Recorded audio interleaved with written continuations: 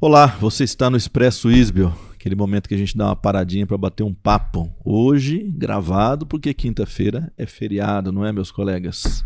Está aqui Adriano Maziero, Murilo Leal, e hoje nós queremos falar um pouquinho sobre Israel, né? Israel é a notícia do momento.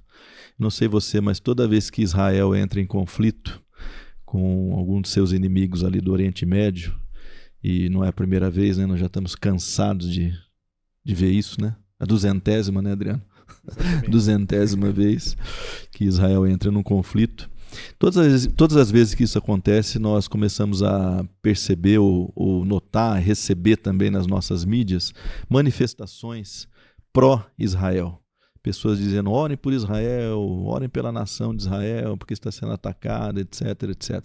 Então nós gostaríamos de pensar um pouquinho sobre isso. Nosso objetivo aqui hoje não é outro, senão refletir sobre o papel de Israel na conjuntura total ali do plano de Deus, e se de fato Israel, o Israel atual, o Estado de Israel, tem relação com o Israel do Antigo Testamento, tem relação com o Israel espiritual, ou se são duas entidades distintas, e como que isso implica para a nossa vida. Então nós gostaríamos de começar aqui. Murilo, jornalista, Adriano, teólogo. Hoje nós teríamos aqui o nosso querido Maurício Mantovani, especialista no Antigo Testamento, mas ele está gripado e não conseguiu participar desse momento. Ele que está lá na Rua Jerusalém, né? Faria todo sentido, mas não deu certo, né? Eu acho que vamos começar pensando assim, todas as vezes que acontece um conflito, né? Israel, Iraque, Israel, Irã, Israel, Hezbollah, Israel, Hamas. Como é que vocês percebem a reação por parte dos cristãos desse momento? Eu antes de que vocês respondam, eu só quero falar de uma imagenzinha que eu vi hoje no Instagram, que era um Jesus vestido com a bandeira de Israel, não sei se viram essa, e diz assim, Israel, 2 bilhões de cristãos estão com você, né? Então, como é que isso soa para vocês? Desde que eu me vejo como um evangélico, vamos dizer assim, né? Eu frequentemente, sempre que dá essas confusões lá no Oriente Médio, aí parece que Deus tem um lado, né? Como se o primeiro-ministro de Israel fosse um rei da Israel bíblica, né? Então há essa confusão, essa compreensão, como se a fala, o posicionamento de Israel fosse um posicionamento de Deus. E né? quase infalível, né? Quase infalível, portanto, né? Então eu acho que é uma confusão. E qual que é a dificuldade disso na minha compreensão? É que isso se coloca teologicamente também, né? Porque a gente começa a analisar o espaço da humanidade, as sociedades como um todo, a partir de uma perspectiva de que se Israel fala em nome de Deus, Israel, o Estado, né, fala em nome de Deus, então nós aqui que somos cristãos também precisamos de alguma reverência, ou até, né, somos de alguma forma influenciados, a nossa fé é influenciada. Então essa acho que é a grande confusão, especialmente quando a gente está falando de lugares onde a teologia não é muito sofisticada, né? Não se entende muito bem qual é a teologia que tem por trás da prática. Então essa confusão acho que fica um pouco mais evidente. Até né? porque culturalmente a gente tem assim um apreço por Israel, né? Sim. Como cristãos, em função de seu lugar sagrado, as terras onde os patriarcas, o próprio Jesus, os apóstolos andaram, né? Então tem todo um turismo, vamos dizer assim, para conhecer esses lugares, né? Mas acho que por trás disso tem coisa mais profunda, né? Eu acho que a gente precisa entender que ali é um berço, né? Do ponto de vista histórico, do ponto de vista até teológico em algumas perspectivas, mas ali já não é mais Israel bíblico, né? Acho que essa é a grande confusão que acontece até hoje. Vamos entrar nesse assunto aqui, porque eu acho que esse é o cerne, talvez, desse entendimento que a gente gostaria de passar para os nossos ouvintes, né? Aquelas pessoas que nos acompanham. Em que sentido esse Israel de hoje, o Estado de Israel, fundado ali em 1948, né? Declarado, né, pela sua independência em 1948, em que sentido ele não é o Israel que a gente vê no Antigo Testamento, ou até mesmo o Israel que a gente percebe nas páginas do Novo Testamento? Eu fico muito desconfortável quando a gente pensa nessa possível continuidade entre os Israéis, né, do Antigo Testamento, do Novo, ou até mesmo o moderno atual, porque eu vejo um sequestro político de ambas as partes, né? Quando se relata o fato de Israel ser o escolhido, protegido de Deus, até levando em conta a fala do Murilo, se eu entendo Israel como o escolhido de Deus, logo os outros não são e eu vou ficar em oposição, né, a esses outros povos, e fica aquela questão do ore por Israel, mas ninguém fala sobre o ore pela Palestina, né? Isso. E dentre outras questões. Quando a gente pensa no Israel bíblico e no Israel atual hoje, eu vejo uma descontinuidade entre ambos, porque eu entendo que Jesus, ele personifica Israel dentro de uma concepção teológica bíblica, de modo que ele junta nele dois símbolos importantes do judaísmo, que é o símbolo do servo, né, aquele que morre pela nação, ao mesmo tempo que ele junta sobre si o símbolo do Messias, que é o rei, né, que é aquele que é o filho de Deus, o que vai governar, o que vai estabelecer a paz. E a junção dessas duas vocações no próprio Jesus causa um escândalo no próprio povo de Israel naquele tempo. Porque, seguindo o Wright, o Andrew Wright, na sua análise histórica do judaísmo, tanto o servo quanto o Messias, eles são figuras diferentes dentro da concepção antiga. Então, é inadmissível pensar no servo como Messias, porque o Messias não morre. O Messias, ele vai reinar. Apesar de termos várias formas de pensar o Messias naquele período, né? Tem Qumran, tem outros momentos, tem pessoal que espera dois Messias, né? Um que reina, outro sacerdotal. Mas, falando a grosso modo, o Messias geralmente ele não morre, ele é o guerreiro, né? O servo morre em favor das nações. Então, quando eu pego e junto essa informação, eu vou pensar assim, tá, mas quem que é o servo lá de Isaías? Geralmente a gente fala assim, o servo é Jesus, né? Pensando no capítulo 53, né? Uma vez eu perguntei para um aluno na sala, quem que é o servo? E ele falou, Jesus. Eu falei, você tem certeza? Ele olhou assim, olho regalado, né, para mim. Falei, mas como assim eu tenho certeza? Eu falei, mas Isaías está dizendo, o meu servo Jesus de Nazaré. Eu falei, não, ele não está dizendo isso, né? Aí eu chego aqui no Isaías 49:3, que é que compõe os poemas do servo, e diz, tu és o meu servo, Israel, por quem hei de ser glorificado. Então, quando eu olho para esse poema e vejo que o servo, num primeiro momento, é Israel, e no capítulo 53 nós vamos ver um indivíduo agora, né, morrendo, né, levando sobre si o pecado da nação, eu compreendo quando a igreja aplica isso a Jesus e o próprio Jesus aplicando isso a si mesmo, né?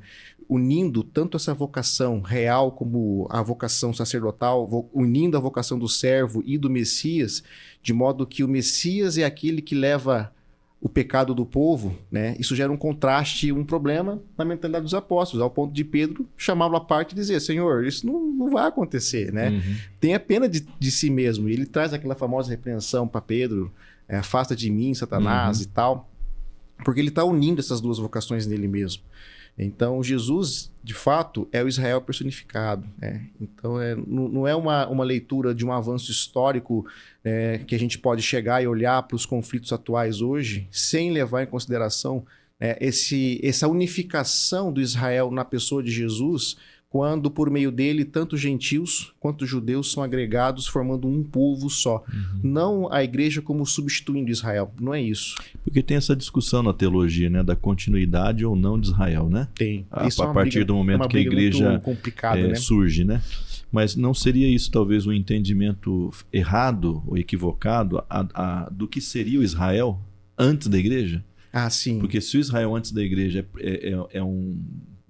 como é que eu diria assim, um sombra do que viria, apesar de ser uma nação constituída, um povo constituído, o que nós temos que olhar de fato é a pessoa de Jesus e não essa divisão histórica entre um povo e depois uma comunidade, não é?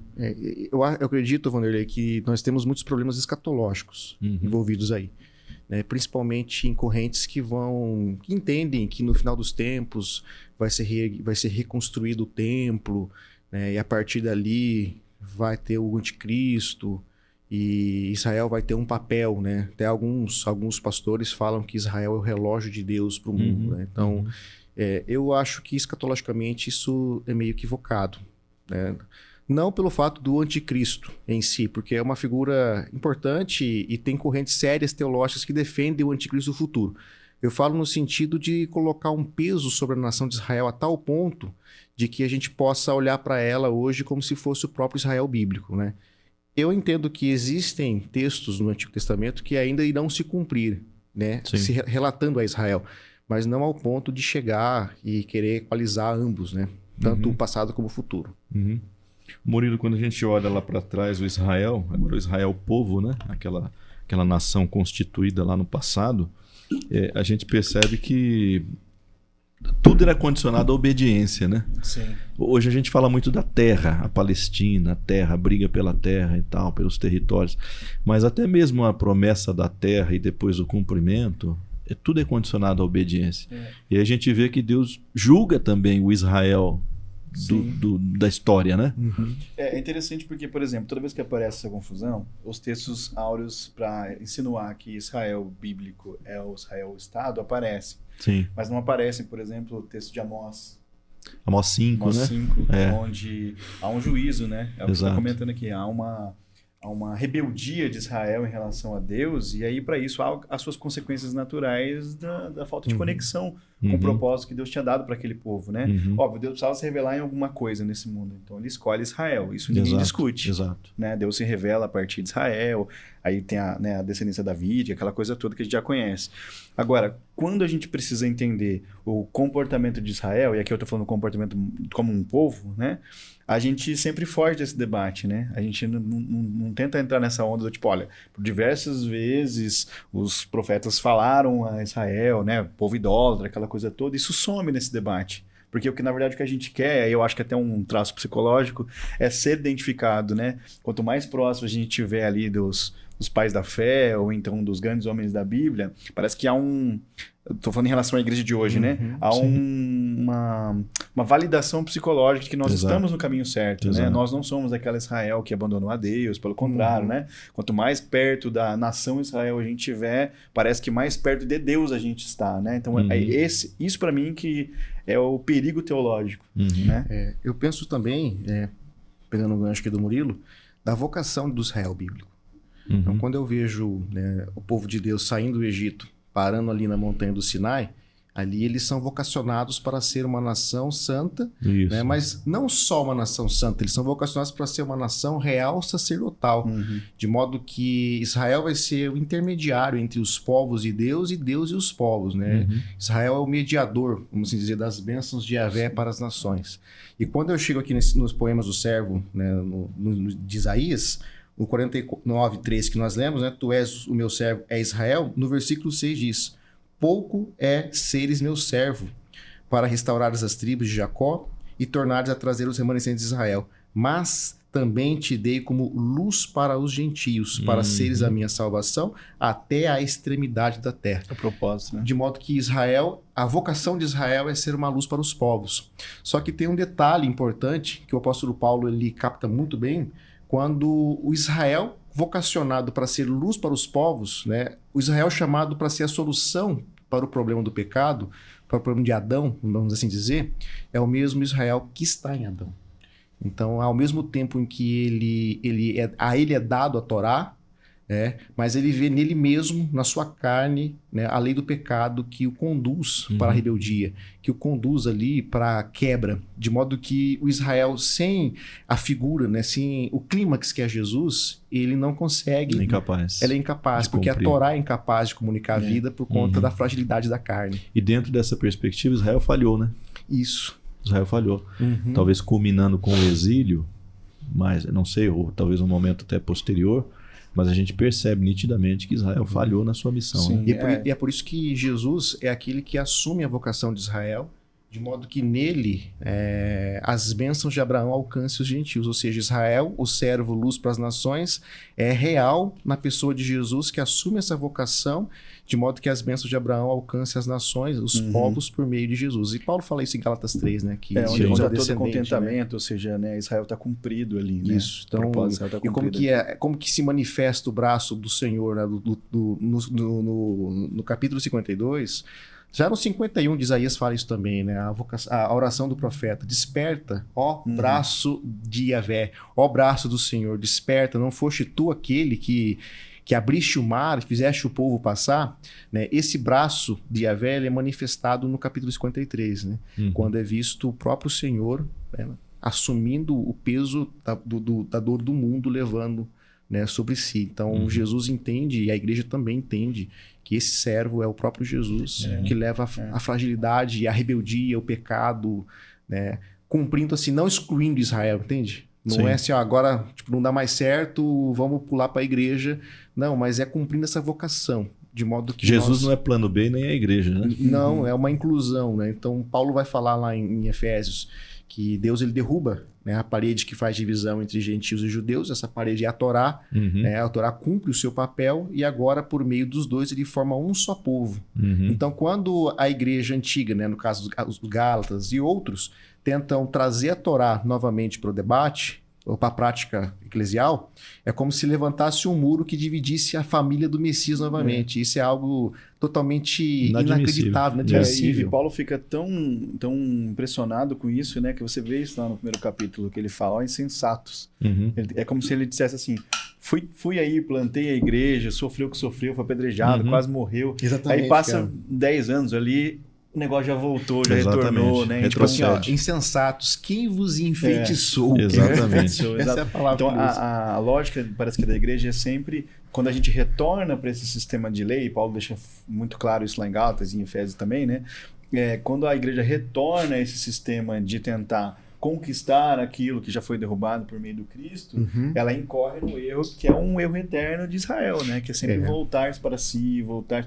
E aí, um outro elemento importante, que eu acho que, não sei se a gente vai falar para frente, mas que encaixa bem aqui, é que sempre que o Estado de Israel tem um inimigo, parece que ele como se ele fosse inimigo de Deus. Exato. E aí a comparação é com a Babilônia, com Roma, com a Síria, né? Eu sei que isso ninguém afirma teologicamente, porque às vezes também você passa um pouco de vergonha, né? Mas eu acho que há essa intenção de dizer assim, o inimigo do povo de Israel, dos judeus, né? Às vezes cabe essas simplificações que o pessoal que não compreende o todo acaba fazendo, julga nesse sentido. Mas Deus utilizou também desse sequestro do seu povo para ensinar o seu povo. Exato. Né? Então, esse elemento, ele também é um elemento importante. Tem a pedagogia do sofrimento. Exato, aí, a pedagogia do sofrimento que coloca o povo diante de Deus também. Né? Então, isso é interessantíssimo, como não aparece nesses momentos. Não que, né, eu não estou querendo insinuar também que o Estado de Israel da mesma forma que você não olha para ele como se ele fosse, né, totalmente um ente de Deus aqui, também não estou querendo dizer que é os mesmos erros que eles cometem hoje eram aqueles bíblicos. Mas é o erro do ser humano. Se nós pensarmos pela ótica de que Israel rejeita o Messias, ele também está em rebelião, né? Exato. Tanto quanto outro. Povo qualquer. Né? E a pergunta é essa, né? Quem é a Babilônia de hoje? Quem é a Síria de hoje? Exatamente. Né? Que está tentando ensinar a igreja a se comportar, né? Eu queria olhar alguns versículos que eu acho interessante talvez a gente discutir, ou pelo menos passar por eles. Se vocês puderem olhar Gálatas 6,16, um de vocês, e o outro Efésios 2,11, a partir de 11 ali. Eu vou ler aqui Mateus 2,15, que eu acho um texto bem interessante, que faz alusão ao modo como Jesus assume a posição de Israel, né? Porque ali está falando daquela questão de que José e Maria fugiram, né, para o Egito, tal, com a criança, né? E no final do verso 13 diz ali que Herodes há de procurar o menino para o matar. Levantando-se ele, tomou o menino e sua mãe de noite e foi para o Egito. Correto? Certo? Então, um relato da infância de Jesus ali, momento crítico, né, diante de Herodes. E diz o seguinte, o verso 15: esteve lá até a morte de Herodes, para que se cumprisse o que foi dito por parte do Senhor pelo profeta, que diz: do Egito chamei meu filho. Ora, é curioso que aqui está sendo usado uma palavra que foi dada a Israel, porque Israel que foi cativo no Egito, né? E depois foi chamado através do ministério de Moisés, mas aqui ele faz essa referência ao próprio Jesus, né? Do Egito chamei meu filho. Então, cai muito nessa linha que você está falando, Adriano, de que Jesus assume a vocação de Israel, né? E o filho é Israel. E o filho é Israel, ele é o primogênito. Toda a vida. Né? Se encontra em Êxodo, se encontra até nos Macabeus, né? O Israel sendo o primogênito de Deus, e a ideia de Jesus chamar Deus de Pai, né, trazendo uma individualidade, é algo, digamos assim, inaugural naquele contexto, né? A famosa palavrinha Abba. Aramaica, né? Então, até lá no discurso de João, do 8, 9, o 10 ali, né, tem um debate de Jesus com os fariseus, com os escribas e tal. Ele fala do pai dele. E ele fala, mas nós também temos, né? O nosso pai é Abraão. E fica naquela discordância, até Jesus chegar num ponto de dizer para eles que Abraão viu o dia dele e se alegrou. E ele falou, mas como? E se fossem filhos de Abraão, fariam as obras de Abraão. Mas eles têm outro pai, Jesus falaram, né? Que é o diabo, né? Interessante que Jesus não reconhece a nacionalidade espiritual de Israel nos israelitas do seu tempo. Eu acho que essa é a grande sacada, né? A expansão do território para uma pessoa. Exatamente. Né? Então ele está dizendo assim, eu sei que parece que tem uma fronteira essa fé. E Jesus diz, não, é o contrário. Eu vim derrubar essa fronteira e incluir os gentios. Exatamente. E a retomada de Paulo a isso, que acho que é uma retomada que é essa ação revolucionária, que até hoje a gente está tentando entender. Isso. A ideia da herança, que é um símbolo da cosmovisão judaica, a herança que Deus prometeu para Abraão, agora ela é estendida a todas as nações da terra, que é o foco do Salmo 2, né? Mas na promessa, Abraão já inclui todas as nações da terra. Sim, mas ali a gente, no Salmo 2, ele fala para o filho, né? Tu és meu filho, eu te gerei, pede-me e eu te darei as nações como herança. Então, não é mais o pedaço de terra que vai ser conquistado. Agora, a herança do Messias, né? Do rei, são todas as nações da terra. Que legal. A Gálatas 6,16. Vamos olhar esse texto aí. Deixa eu abrir aqui, que eu acabei não abrindo. Vou pegar o Efésios 2 aqui. Eu já abri o Efésios 2. Pode ler. De onde que é? De 11. De 11 a 22, mas você lê até onde você achar que faz sentido. Então lá. Portanto, lembrai-vos de que outrora, vós, gentios na carne, chamados incircuncisão por aqueles que se intitulam circuncisos na carne, por mãos humanas, naquele tempo estáveis sem Cristo, separados da comunidade de Israel e estranhos às alianças da promessa, não tendo esperança e sem Deus no mundo. Mas agora, em Cristo Jesus, vós que antes estáveis longe, fostes aproximados pelo sangue de Cristo, porque Ele é a nossa paz, o qual de ambos fez um, e tendo derribado a parede de separação que estava no meio, a inimizade, aboliu na sua carne a lei dos mandamentos na forma de ordenanças, para que dos dois criasse em si mesmo um novo homem, fazendo a paz e reconciliasse ambos em um só corpo com Deus por intermédio da cruz, destruindo por ela a inimizade. Muito legal isso aí, né? Essa perspectiva de Paulo, né? Não tem geografia na cabeça de Paulo, né? Não tem estado na cabeça de Paulo. Paulo pensa em uma família. Exatamente. A família do Messias, composta de homens, mulheres, escravos, senhores. E deixa claro que a gente que estava totalmente alienado da aliança de Israel, incircunciso e tal, nós fomos integrados, né? Ou seja, se a aliança que Deus fez com Abraão, lá em Gênesis 12, ela tem por objetivo resolver o problema do pecado de Adão, né? E resgatar a humanidade e a criação de Deus corrompida pelo pecado, essa vocação é cumprida por meio de Jesus, que é o representante de Israel, que é por meio dele que esse povo, né, ele é unido. E é interessante, o Murilo Vanderlei, que nesse texto de Efésios que nós lemos aqui agora, e vai fazer um paralelo com o de Gálatas, que ele vai ler daqui a pouquinho, é o enfoque escatológico. Porque dentro da escatologia judaica, o pessoal pensa numa escatologia de duas eras, chamada de era presente e era vindoura. Sendo a era presente um tempo escatológico do pecado, da maldade, da corrupção, da decadência. Né? Paulo vai falar que a era presente ela possui um Deus, que lá em 2 Coríntios 4:4, né? O Deus desta era, que é Satanás, né? O príncipe deste mundo, desta era. Esta era é uma era que é a era de Adão, no qual todos nascem. Então, essa era produz um tipo de caráter, que a gente chama de obras, né? Essa era produz obras, que Paulo fala em Gálatas 5, que são as obras da carne. Mas fora, contrário, né, a era presente, tem a era vindoura, que é a era do Espírito, a era do Messias. Uma era de paz, prosperidade, uma era da ressurreição, a era do fruto, né? A era que se manifesta esse fruto. E a vida teológica, a perspectiva escatológica, na verdade, quando nós olhamos para Jesus, morto, ressuscitado, é que a era vindoura começou no presente. Ou seja, o futuro de Deus, ele iniciou. O novo dia de Deus nasceu na ressurreição de Jesus.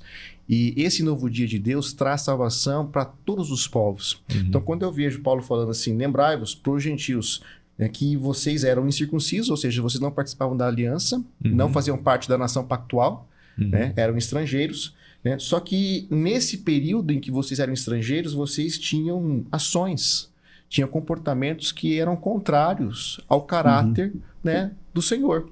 E agora, ele vai dizer no verso 13, mas agora, em Cristo Jesus, você que estava longe foi aproximado. Ou seja, por meio da cruz e da ressurreição, o novo mundo de Deus nasceu e todos aqueles que estavam longe são chamados para formar um só povo, que é o povo da nova criação, hoje existindo em torno de Jesus, o Messias. A gente fala muito de escatologia realizada, escatologia catastrófica, futurística, mas no mínimo que a gente pode dizer que é uma escatologia iniciada, né? É uma escatologia. O reino de Deus é chegado. Exatamente. Ela é inaugurada. Ela inaugurou na ressurreição e se consumará na segunda vinda. Sim. De modo que hoje nós vivemos numa tensão de eras, né? Já ainda não. Entre a era presente, que nós vivemos, mas não somos mais dela, porque nós saímos do domínio de Adão. E hoje estamos na era vindoura, que é o domínio de Cristo, né? E hoje nós, vivendo na era presente, mas não sendo mais desta era, né? É aquela famosa frase, né? Nós estamos na carne, mas não vivemos segundo a carne, né? Que Paulo fala em Gálatas 2. Esse povo, né, que é chamado, esse povo que é gentil e judeu junto, o povo do Messias, ele é um sinal escatológico desse futuro que inaugurou em Jesus. De modo que a palavra, né, anunciada e proclamada é a palavra do Cristo ressuscitado. Que legal. E o Gálatas, o que diz para nós? Olha, Gálatas 6 vai bem parecido com essa ideia, né? Ele está tratando aqui a questão de ser circuncidado ou não e tal, e aí ele fala assim no 16, né? E todos quantos andarem de conformidade com esta regra, a paz e misericórdia sejam sobre eles e sobre a Israel de Deus, fazendo uma menção clara à igreja de Deus, né? Ele está fazendo, justamente rompendo com essa ideia de que Israel é um lugar específico, né? Ele está dizendo, não, agora, depois que Jesus veio, quando ele diz da circuncisão, na verdade ele está dizendo dos ritos, né? Ou seja, da limitação doutrinária ali, ele está expandindo isso, dizendo isso aqui já não é o suficiente mais para incluir ou não incluir alguém dentro da família de Deus. O critério agora para incluir a família dentro de Deus é simplesmente você aceitá-lo pela fé, e aí isso rompe toda essa lei. Eu acho legal que Paulo ele tem um cuidado, né, também, porque ele fala da lei como alguém que orienta, né? Ele não simplesmente vai lá e diz assim, não, isso acabou, esquece, isso nunca teve importância nenhuma, né? Eu acho muito precioso esse cuidado de Paulo de dizer, olha, até aqui isso foi suficiente para nós nos guiarmos, para nos orientarmos. A palavra lá, pedagogo, né? Ele usa lá. Ou seja, a gente não sabia, a gente estava perdido, a gente era como uma criança, né? Que precisa da orientação de um cuidador, né? A lei foi um tutor, né? Foi um tutor, o aio lá, né? Que ele usa. E aí eu acho interessante isso, porque ele não despreza a tradição que até o formou, né? Exato. Mas ele diz, só que a partir de agora, com a vinda do Cristo, com a cruz, né? Ele é muito cristológico, né? E ele traz essa nova perspectiva. E aí a gente pensa assim, se hoje nós temos dificuldade de entender isso, você imagina naquele contexto, né? Imagina. Então, ou seja, ele foi revolucionário e continua sendo ainda essa fala. É verdade. Porque nós ainda temos esse olhar, que é o que nós estamos trazendo aqui. Temos esse olhar que ali é uma questão geográfica, é um cuidado de Deus específico, é como se Deus tivesse um filho mimado, né? No mundo em que ele até observa todo mundo, fica de olho em todo mundo, mas ali é o filho mimado dele, onde Deus não abre mão de nada, né? Ou pelo menos não tira os privilégios, né? E aí quando você vai para essa leitura paulina aqui, você começa a observar que na verdade ele rompe com isso. Né? Agora a igreja de Deus é todo o povo de Deus. E tem outro texto que coaduna com isso aí, quando ele fala que os da fé são os filhos de Abraão, né? Sim. É interessante isso. E é legal que esse texto aqui de Gálatas, no capítulo 5, não lembro se é no 4 ou se é no 5 agora, ele usa a figura de Abraão. Ele volta, né? Ele fala assim, eu sei que o Abraão é importante, como se ele dissesse assim, né? Eu sei que o Abraão é importante para vocês, então deixa eu explicar para vocês que Abraão também, o critério dele foi pela fé. Exato. Porque a lei aparece 300, 400 anos depois. Exato.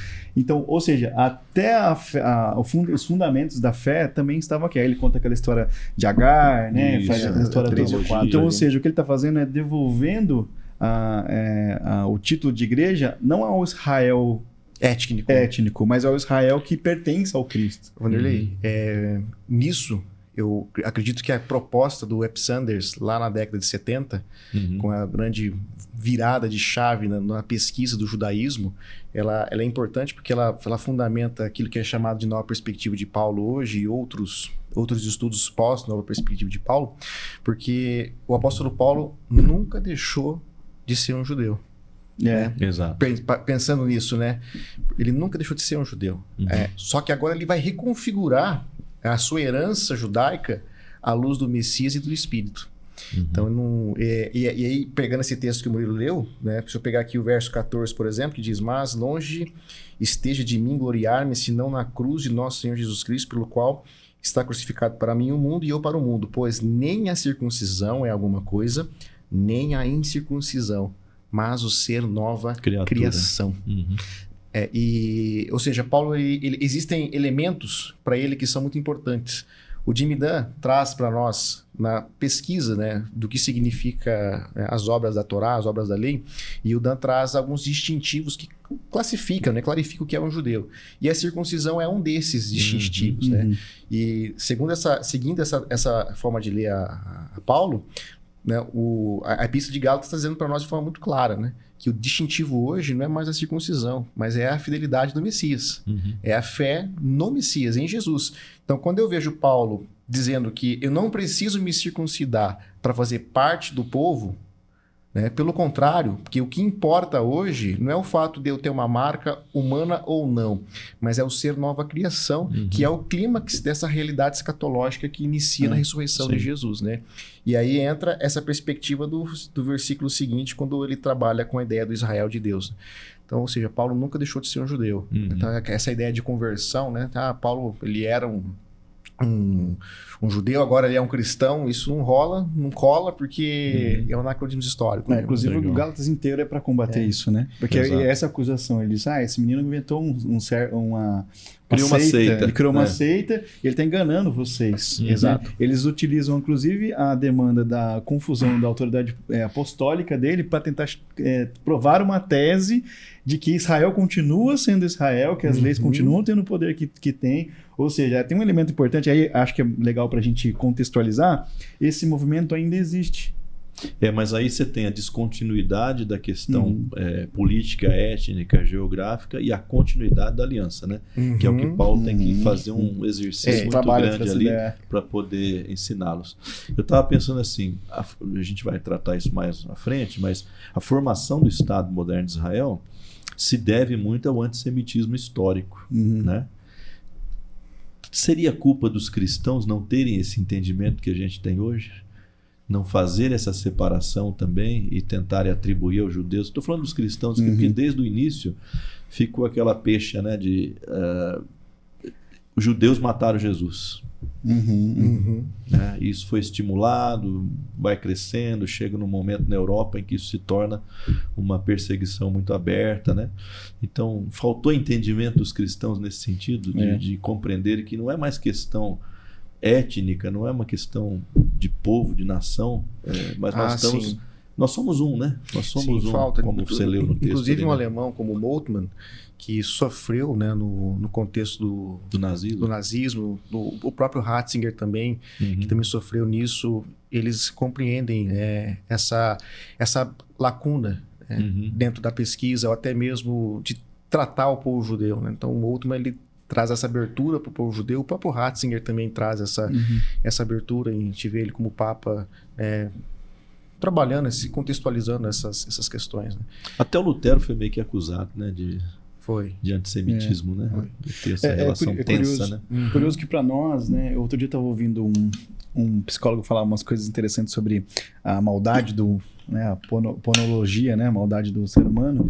E ele fez uma provocação que eu acho que tem um pouco a ver com o que você está falando. Assim. Ele fala assim, quando a gente olha para o fenômeno, né, da Segunda Guerra, lá, do nazismo, você pressupõe sempre, e aí eu vou incluir a igreja nisso, né? Você pressupõe sempre que você ia ser o Schindler. Né? Aquele que protegeu os... Mas, na verdade, é bem provável que boa parte de nós estejamos lá apoiando o Estado, né? Matando os judeus. Ele está provocando no seguinte sentido, que a cultura também empurra isso. E quando você faz uma leitura bíblica, especialmente das cartas de Paulo, e você entende as viagens, né? Aquela coisa, aquele contexto todo, você começa a perceber que, é óbvio, há ali uma intenção, né, de apagar um pouco o cristianismo, mas há também esse lado cultural, né? Eu não estou querendo dizer assim, tudo bem, né? Fazer a maldade, mas existe ali um contexto específico. Paulo só se tornou Paulo por conta do contexto que ele vivia. Exato. O Cristo, como figura ali naquele momento, era uma figura que incomodava mesmo. Né? A gente sabe isso de modo teológico, mas a gente às vezes não está inserido naquele contexto. Então, o que eu quero dizer com isso tudo? Às vezes, a gente olha pro judeu dizendo com essa acusação, mas foram os judeus que mataram o Cristo, né? Mas há uma não compreensão ali também de quem era o Cristo, o que ele significava. Ali era uma ameaça, né? Uma ameaça política, principalmente uma ameaça que o pessoal do tipo, o judeu teria que olhar e falar, bom, que foi a viagem que o Nicodemos não fez, né? Então eu tenho que abrir mão de tudo.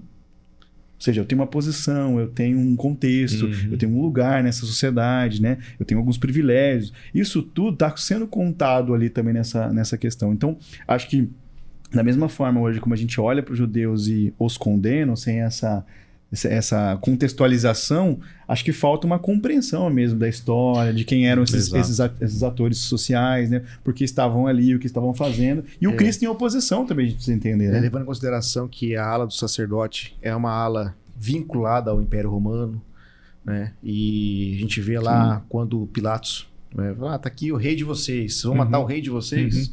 O sumo sacerdote levanta e fala, né? Nós não temos outro rei a não ser César. Exatamente. Nós não temos outro rei a não ser César. E se você não crucificar, você não é amigo de César.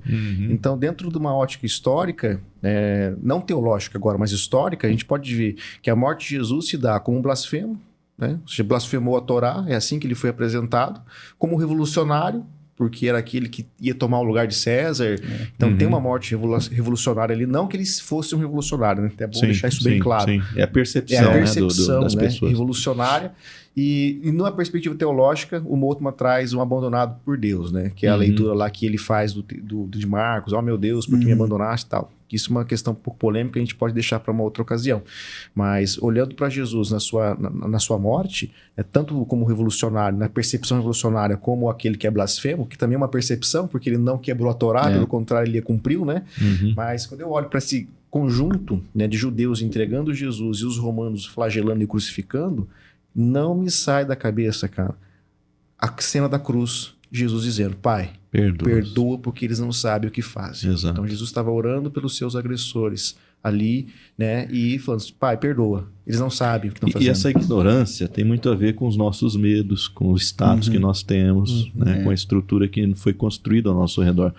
Eu lembro que eu escrevi há uns anos atrás um texto até meio longo lá no Facebook sobre essa questão do nazismo, né? E lá no texto eu peguei um empréstimo ali de Jung, porque o Jung fez uma análise do Hitler, um perfil psicanalítico, né?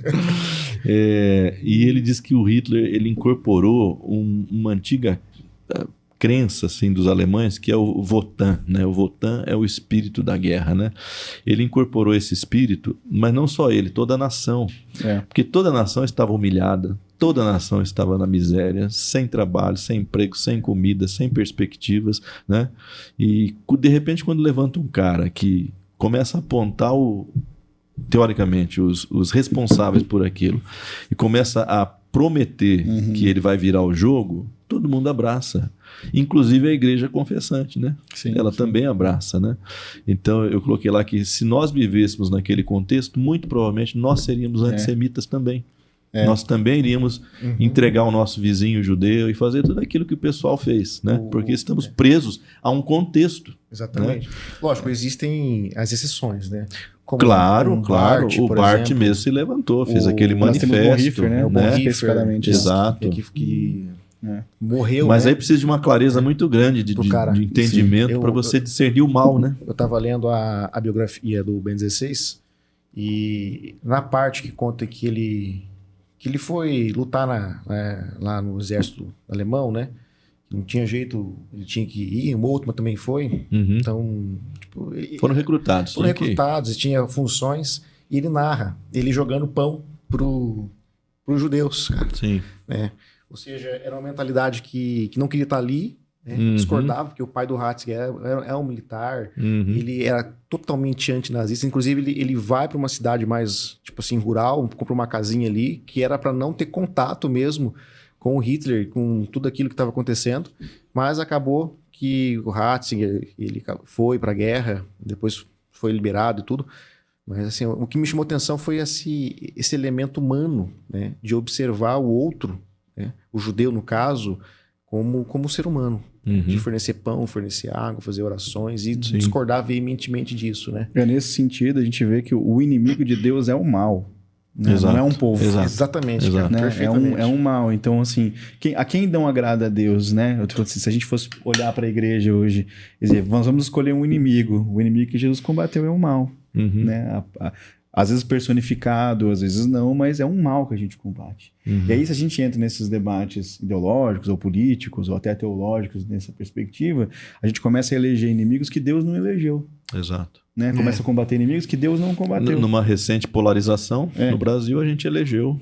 Aí isso também tem uso político disso, Exato. né? Enfim, então eu acho que o cuidado, especialmente nesse tema, tem que ter a ver com isso. Eu digo, se a igreja fosse uma pessoa, eu diria isso. Eu diria, olha, antes de eleger um inimigo, perceba quem é essa pessoa, perceba quem é você também, as intenções que estão por trás, né? Então tudo isso é contado. Porque senão a gente entra numa narrativa muito enviesada, às vezes até cruel com a realidade, e a gente acaba abraçando os inimigos que Deus nunca abraçou, né? Que não são inimigos declarados de Deus. Deus nunca se declarou especificamente a um povo, né? Assim, dizendo, este povo é meu inimigo do ponto de vista fatal e eterno, né? Assim, a gente conhece nos relatos bíblicos que existiram pessoas que não... grupos que não contribuíram para o processo redentivo de Deus, e a Deus também usou ali deles em alguns momentos, né? Como a própria Babilônia, né? A própria Síria. Deus se utiliza da maldade também para... E os cananeus e todo aquele grupo que todo relato bíblico tem isso, né? Exato. No entanto, o problema de Deus não é com um povo. O problema de Deus é com o produto de um povo mau. Né? Então, acho que essa é uma reflexão que a gente poderia fazer. Eu acho que também a gente pode pensar na questão da pureza, né? Então, eu me lembro da parábola do bom samaritano, quando Jesus pergunta, né? Tipo, vamos falar do próximo. Quem é o próximo? Então ele cita o fato de um homem se deixar do meio morto, né? Engraçado que no grego é meio morto. Meio morto. Meio morto, né? O que quer dizer com isso, né? O que é uma pessoa meio morta, né? É uma pessoa meio viva. E ele tá deixado e ele conta, né? Que passa os religiosos. Né? Então o levita ele passa e ele não toca, porque isso ia tornar o impuro. Que a Torá havia dito, né? Sobre não tocar em cadáveres. O samaritano não, cara. Ele toca, ele pega, ele leva. Né? Então, eu fico pensando, enquanto o religioso olhou e falou, vai que tá morto. Né? O samaritano pode ter pensado, né? Vai que tá vivo. Exatamente. Então, preciso salvar esse Talvez cara. por isso esteja lá meio morto. Meio morto, né? Vai que ele tá vivo, né? E ele colocou no seu burrinho, levou até a hospedaria, pagou. E muitas vezes a gente pensa na questão da pureza, porque dentro dessa ótica de embate, né, de Israel ou não, a gente fica do lado, né, de um Israel ideologizado, com medo de se sujar, né? Quando você fala assim, vamos orar por Israel, mas por que também não orar pro palestino? Pelos iranianos, pelos palestinos. Porque eu vou me tornar impuro? Exato. Não, mas... Como se eu estivesse traindo, né? Exato. Quem precisa de um inimigo é a gente, né? Deus não precisa de um inimigo. A gente precisa. O inimigo é muito útil, né? Ele é muito útil. Bastante útil. Nessa perspectiva. Vocês não são historiadores, né? Mas o Murilo é jornalista e a gente lê história também, né, Adriano? Então, não ficamos devendo para ninguém, né? Mas vamos fazer uma retrospectiva dessa formação do Estado de Israel, Estado moderno, porque, às vezes, no imaginário, dá a impressão que Deus levantou Israel ali em 1947, 48, do nada, né? Israel estava lá, coitadinho, de repente Deus falou, não, agora eu vou levantar essa nação de novo, porque agora eu vou começar os eventos proféticos, escatológicos, apocalípticos, né? Mas tem todo um pano de fundo, né? Acho que a gente começa com esse antissemitismo que já é histórico e que no século XIX se agrava, né? Obviamente, por N fatores, né? Eu me lembro que eu ainda era adolescente e uma pessoa me deu um livreto e diz, leia esse livro porque esse livro vai mudar a sua vida. E eu nem me lembro, não era a Bíblia. Eu nem me lembro se eu li e provavelmente eu devo ter jogado fora o livro, porque eu só fui me interessar por esse livro uns anos atrás, que se chamava Os Protocolos dos Sábios de Sião. Já ouviram falar desse livro? Esse é um livro que, se você tinha menos de 40 anos, é melhor não ler mesmo. É melhor, senão você endoida, né? Fica meio radical, né? Mas a ideia é que os Protocolos de Sábio de Sião, a ideia que se passava é assim, esse é um livro que fala da conspiração judaica para dominar o mundo, então você precisa entender um pouco da conspiração, porque aí você vai saber como se defender dela e até se dar bem na vida. A pessoa que me deu esse livro tinha esse intuito. Você vai se dar bem na vida porque você vai entender como é que o jogo funciona. Eu não li, né? Talvez por ser um adolescente, muito jovem e tal. Mas o Protocolo de Sábio de Sião é um fake, né? É um fake news criado lá em 1903, eu acho, na Rússia, utilizando-se de estratégias de escritos franceses, de dominação, etc. e tal, que colocou sobre o judeu essa ideia de que ele está para dominar o mundo e nós precisamos contê-lo de alguma maneira. Tem uma cúpula judaica, né? Os sábios de Sião que vão dominar esse mundo. Então isso já faz parte do antissemitismo que vai... E aí sim, né? No contexto europeu, os antissemitas utilizam esse livro justamente para instigar ainda mais essa animosidade contra os judeus, né? Falando... Dentro daquele contexto, né? Pode falar. Pegando um gancho seu, sobre esse ódio aos judeus, eu lembro uma igreja que eu frequentei uns anos atrás, que uma moça judia começou a congregar nessa comunidade. Eu trabalhava na igreja nessa época, e ela chegou uma vez para mim, e ela estava começando a conhecer Jesus naquele momento, né? Ela teve um problema de família, um pouco peculiar, um pouco íntimo. E nós chegamos e conversamos sobre algumas coisas, e ela falando, né, sobre o ódio, né, que o pessoal tem pelos judeus. E ela falou assim, mas por que você fala tão bem dos judeus? Ela falou para mim, por quê? Porque nós somos odiados. Aí eu disse para ela, porque o meu Senhor é um judeu. Falei, Jesus é judeu, nunca deixou de ser. O cara que eu mais amo é judeu, né? Então, se a gente for falar dessa dominação dos judeus, vamos pensar numa dominação, vamos colocar isso entre aspas, para não ficar aquela questão de imperialismo, né? Sim, sim. Vamos pensar no domínio do Cristo, né? Exatamente. Aí sim, não nessa politização, nessa idealização, né? Eu acho que você tinha falado, eu dei uma olhada também nessa questão histórica e eu vi que ali, principalmente no século XIX, começa a aparecer uma coisa mais evidente, né? Assim, mais intencional em tentar colocá-los em alguma pecha ou outra, né? Colocá-los em algum saco. Tem um ponto histórico interessante nisso, que é lá o do Theodor Herzl, né? Isso. Que ele é um cara, era um jornalista, né? No século XIX, ele ficou muito impactado na França, especialmente, né? Ele andava pelas ruas e tal, e via, né? Aquela coisa de jornalista, né? De observação e tal, né? Ele via que existia, sim, uma questão de um preconceito em relação aos judeus. E ele, sendo judeu também, né? Apesar de não ser um religioso, ele vai lá e começa a dar corpo para essa ideia de que talvez os judeus precisassem de um lugar para eles viverem, né? Especialmente ali... aí se cogitou, estou adiantando na história, mas se cogitou vários lugares, inclusive, tem uma coisa muito interessante disso, que eles cogitaram aqui a Argentina, né? Exato. Como é que chama ali aquela, onde tem esqueci o nome da Patagônia, né? Eles cogitaram de montar uma comunidade na Patagônia ali, só que os judeus resolveram ficar mais próximos lá da terra, né? Por isso que eles escolheram lá. Mas eu fiquei até pensando depois, como eu cheguei a comentar com a minha esposa, eu falei, imagina se os judeus vêm todo aqui, porque era a segunda economia, né? Na época. Imagina como a história do mundo teria sido uma outra história, Exatamente. até a história da América Latina também teria sido diferente se isso acontece, né? Mas veja como Deus tem as suas coisas, né? E eu achei interessante que ele é o primeiro cara que fala, que traz essa ideia, assim, né, publicamente em relação a isso. Então, lá no século XIX, que começa a aparecer essa ideia do sionismo, né? Isso vai ganhando algum corpo ali. E aí ele tem uma frase que eu acho interessante, que expressa um pouco isso, que ele diz assim, ó, só teremos segurança se tivermos um país só nosso. Então, o que ele está querendo dizer? Ele está querendo dizer assim, se nós ficarmos à mercê de qualquer povo, nós vamos sofrer sempre. E isso é quase como uma profecia, né? Porque eles se instalam lá na Palestina e eles são automaticamente atingido pelos 5 países em volta deles, né? Que acaba gerando outras guerras. No dia seguinte, né? Quando Davi Ben-Gurion declarou o Estado israelense, no dia seguinte, todas as suas fronteiras são atacadas, né? Ou seja, parecia que ele tinha razão um pouco nisso daqui, né? Mas eu fico pensando que os judeus tinham comunidades bem estabelecidas na Hungria, na Polônia, em vários lugares, e viviam relativamente em paz, né?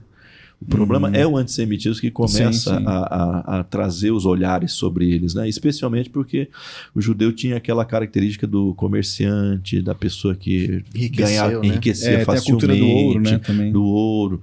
Se vocês forem no Museu do Holocausto, em Curitiba, é muito interessante porque tem os cartazes da propaganda nazista, né? Vários cartazes. E em muitos desses cartazes, o judeu ele é representado como um indivíduo avarento. sabe? Um indivíduo encurvado, assim, com sacolas de dinheiro na mão, né?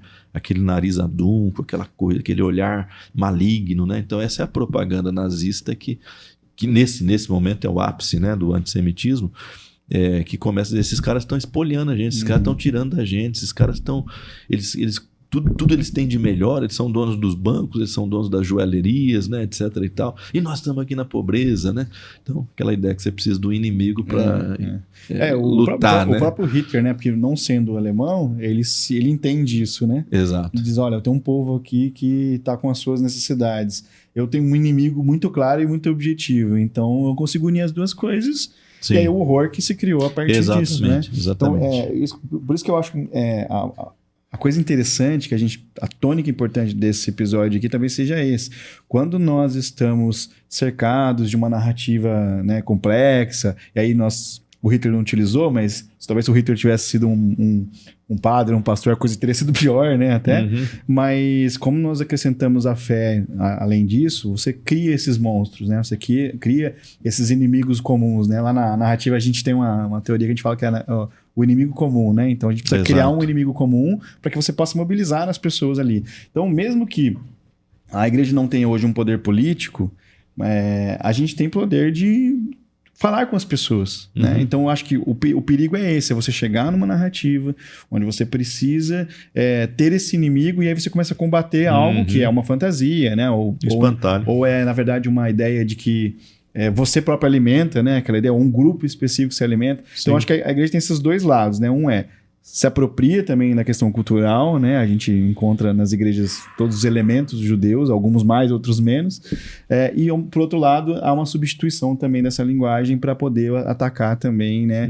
Que o Israel tem um grupo, que é um grupo selecionado e os demais todos são um problema aí para nossa fé, né? Especialmente quando a gente está falando dos árabes, né? Sim. Eu acho que aí há uma rivalidade um pouco maior. Justamente porque a fé é muito diferente, né? Exato. A fé islâmica, então... Exato. E apesar de ter a mesma origem, né? É muito curioso isso, né? Mas a gente se separa muito lá na frente, né? E aí, então, o Theodor, ele traz isso, né? Ele traz isso como uma emergência. Ele fala, a gente precisa sair daqui ou até arrumar um outro lugar, porque se não for isso, a gente vai sofrer o tempo inteiro. E aí eu estava estudando, eu tinha até esquecido esse detalhe, né? Aí quando... aparece a ONU, faz a assembleia lá, né, do 181 lá, que é famoso, era um brasileiro, inclusive, né, que presidia a ONU, né, era o Oswaldo Aranha. Exatamente. Eu não lembrava disso. Interessante, né? Fica interessante. Inclusive, depois eu fui pesquisar lá, tem ruas em Tel Aviv que tem o nome dele e tal. Então, veja, né, todo lugar tem um brasileiro, né, esse que é o ponto. Mas aí ele cria essa ideia, né, e o curioso é que ele não era um religioso, ele era um político. Sim, ele entendia da necessidade ali de se criar um Estado para proteger mesmo a sanidade mesmo daquele povo, né? E aí essa é acho que é o grande impulso para o século XIX para que haja esses debates que combina depois lá. Aí talvez a forma de fazer isso que é complicada, né? Acho que o Theodor Herzl, talvez a gente tenha assim, uma boa intenção, legal, mas a forma de fazer, porque aí a gente vai passar por aquele domínio inglês, naquele espaço de terra que era domínio otomano, né? Os otomanos perderam aquilo para o Império Britânico. O Império Britânico não dá conta de estabelecer as populações judaicas que estavam migrando para a Palestina, porque a princípio eles acharam assim, não, vai chegar aqui, vamos ter aqui 20 mil pessoas, né, que vão voltar para a Palestina. Então, de repente, vieram ondas e ondas e ondas, acho que porque o judeu estava expatriado, né? Ele estava assim... Na diáspora, né? Abandonado no mundo, né? Na diáspora, em todos os lugares do mundo, mas sem terra, né? Sem lugar para chamar dele, né? E aí a Inglaterra não dá conta disso, ela entrega para a ONU a administração desse problema. A ONU faz, de certa forma, um ato arbitrário, porque você não negocia com os povos que estavam lá. É a política feita em gabinete, né?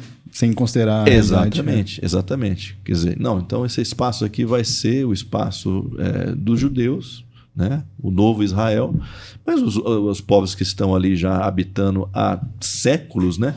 Porque desde a diáspora ali, com a destruição do templo em 70, alguns judeus permaneceram naquela região, mas muitos já foram para outros países. Espalharam, né? E é curioso esse negócio de diáspora, porque se tem judeu, tem ramos do judaísmo, que se você conversar com essas pessoas hoje, eles vão dizer assim, nós estamos em exílio. Tem judeus vivendo em Nova York, rabinos.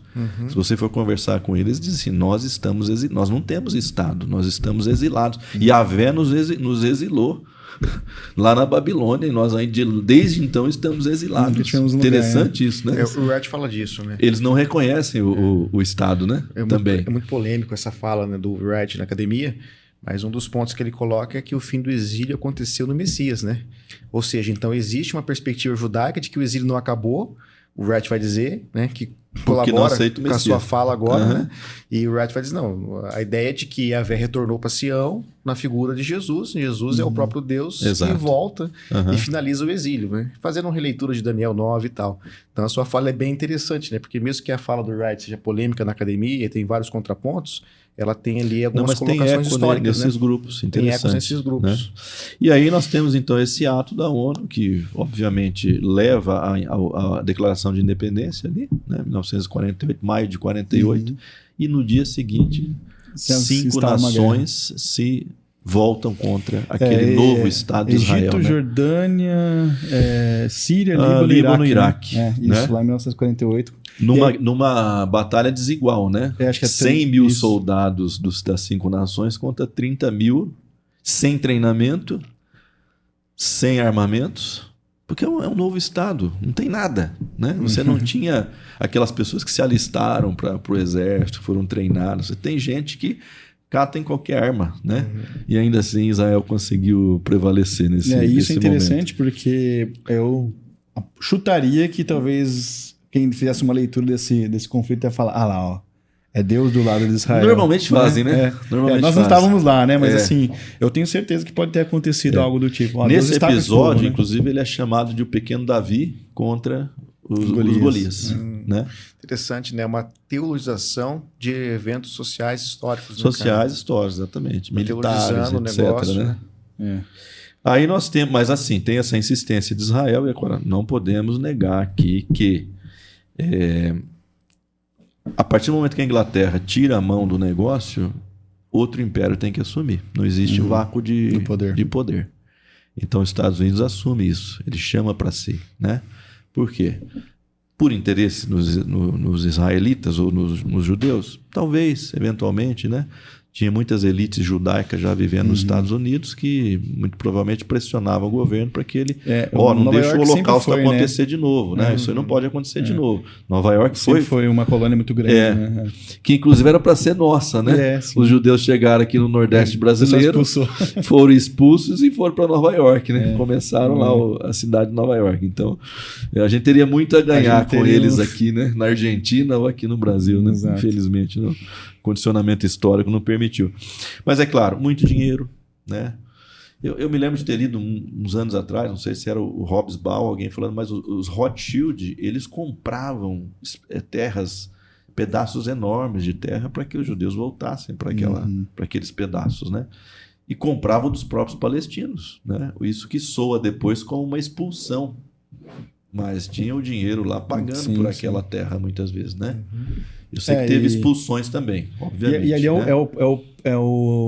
a ponta do continente também, né? A gente não pode esquecer disso, né? A influência americana ali também não é só a questão de proteger os judeus, às vezes ali é a ponta do continente também. É o interesse geopolítico, né? Tem essa questão. É o lugar no meio do caminho, né? Sim.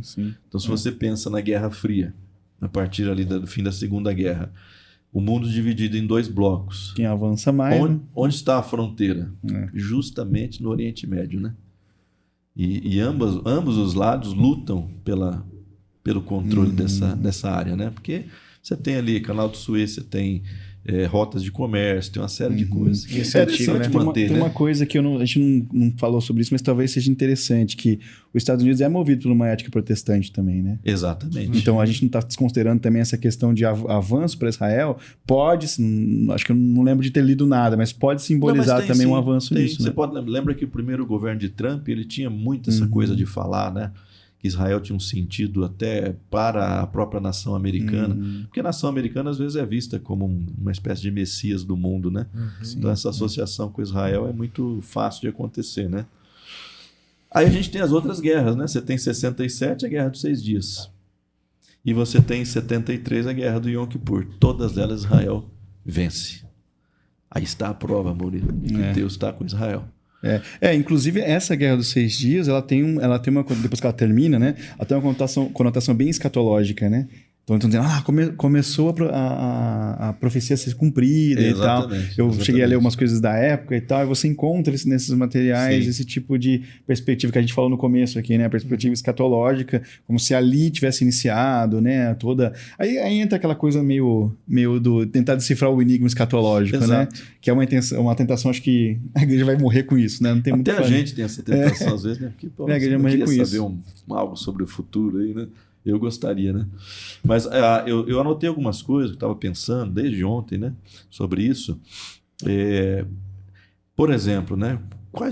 Quando a gente fala assim, Israel, o pequeno Davi, venceu os gigantes ao seu redor, né? É Israel ou é o Império Americano, né? Ficou uma pergunta no ar, né? Quem está por trás, né? Ontem eu vi um memezinho que eu achei bem curioso, que era um cachorrinho desses de carinha chata, que eu esqueci, Pug, né? Ele com a bandeirinha de Israel assim, e do lado dele acho que tinha alguém que ficava batendo nele assim, com a bandeira do Irã. A pessoa com a bandeira do Irã ficava batendo nele. E ele ficava assim com aquela carinha murchinha, né? E aí chegou alguém com a bandeira dos Estados Unidos e pegou o Pug no colo. E aí quando a pessoa ameaça bater, o Pug já rosna para ela. Então a ideia foi muito clara, né? Se você não tem a proteção do Império, você não vai rosnar. É o irmão mais velho na rua, né? É o irmão mais velho. Lembrei, você fala assim, quando seu irmão fala assim, vai que eu vou te cobrir, você fala, então bora. Exatamente. Né? Eu lembrei do gato de botas do Shrek. Quando o adversário chegava, ele fazia aquela cara de choro, né? Isso. Depois ele vencia sobre o próprio poder do Shrek, né? Que é novo, forte, né? Exatamente. Então eu estava pensando, você tem os interesses americanos, a contenção da ideologia soviética, a contenção do comunismo. Então é importante que Israel seja um ponto estratégico. Você tem a pressão da opinião pública norte-americana que não quer mais um holocausto, né? Está sensibilizada por aquilo. Você tem a pressão das elites judaicas que já estão bem estabelecidas nos Estados Unidos através dos bancos. Né? Poder financeiro. Exatamente. E alguns através de mídias. Se a gente se lembrar que alguns jornais norte-americanos importantes, né, o Times, o Washington Post, etc., eles eram controlados por elites judaicas, né? E você tem um local estratégico de ações militares no Oriente Médio, que é, na verdade, o que a gente percebe hoje, né? Os Estados Unidos hoje, talvez ele tenha base no Iraque, porque... Não tem mais, né? Ele retirou, né? O Joe Biden retirou as bases. Então, Israel hoje talvez seja o único ponto estratégico onde os Estados Unidos têm as suas bases militares, né? Pode ainda operar através do mar, né? Então, tem tudo isso. Então, me parece que às vezes a gente fala assim, Israel prevalece pelo braço de Deus. Eu acho que Israel prevalece pelo braço dos americanos. Tem um filme, eu só não lembro o nome agora, eu assisti que fala do vínculo entre o FBI e a Mossad, né? Da questão de inteligência. Exatamente. E aí eu lembro de uma fala específica que o agente lá do FBI, né? Não lembro se era FI, se era CIA, o que era. Ele fala assim, nós temos um olho lá. E esse olho chama Mossad. Ele fala isso, né? No sentido de que, assim, ele se utiliza para vigiar, para controlar, para entender, para especificar ali, né? Óbvio, também há uma troca dupla também, né? A gente sabe disso. Não que, né, não exista troca dupla. Mas a gente não pode ignorar isso também quando a gente vai fazer essa análise. Não. Porque fato a lógica, a gente tem que entender a lógica do império. Todo o império. Desde do babilônico, do romano, Alexandre o Grande, até o Império de Palpatine, né? Na ficção da Guerra das Estrelas. Né? Todo império tem uma mesma lógica. Né? A ideia é assim, eu domino os territórios. Para controlar o território, eu preciso de parceiro lá dentro. Eu preciso de alguém que eu não me indisponha, que eu não preciso ficar brigando. Né? É alguém que simplesmente que tem poder, que tem influência e que possa representar os meus interesses. Então, quando a gente olha no Novo Testamento, os cobradores de impostos, por exemplo, gente odiada pelo povo, né? Mas é o preposto do império, né? É o cara que está ali atendendo aos interesses do império. Mas o que eu ganho com isso? O que você ganha com isso? A tua vida vai ser maravilhosa. Não importa se você não tem boa fama. Você tem dinheiro, cara. O profeta sentando na mesa do rei, literalmente. Né? Exatamente. Então, toda a lógica de império funciona assim, porque não é legal ficar guerreando o tempo todo, não é legal ficar oprimindo o tempo todo, né? Até quando a gente fala da Revolução Islâmica, né? Agora a gente está aí observando o regime islâmico, o regime iraniano, né? Que é bastante radical em termos religiosos, mas quando você volta um pouquinho a fita, quem que estava lá antes dos ayatollahs? Estava o Shah Reza Pahlavi, né? Que era um preposto americano. Você procura vídeos no YouTube, se você vê Irã de 79 lá, você vai ver que completamente ocidentalizado. É completamente uma... Como é que chama a região da praiana lá do Americana? Esqueci o nome lá que o pessoal vai. Mas é basicamente uma vida de Beverly Hills, assim, né? Você vê as mulheres com aqueles óculos famosos, né? Aquelas roupas, então, os biquínis americanos. Então, a gente não pode ignorar isso. Os caras patrocinavam o Shah, né? O Shah governava com liberdade, tal, tinha os seus privilégios. Favorecia a ocidentalização do país e os religiosos falaram, opa, alguma coisa está errada aqui, né? Não é assim que o Corão nos ensina. E aí os caras fazem a revolução, né? O Khomeini, né? Primeiro. E uma coisa histórica também, né? Onde há muito conforto, geralmente o próximo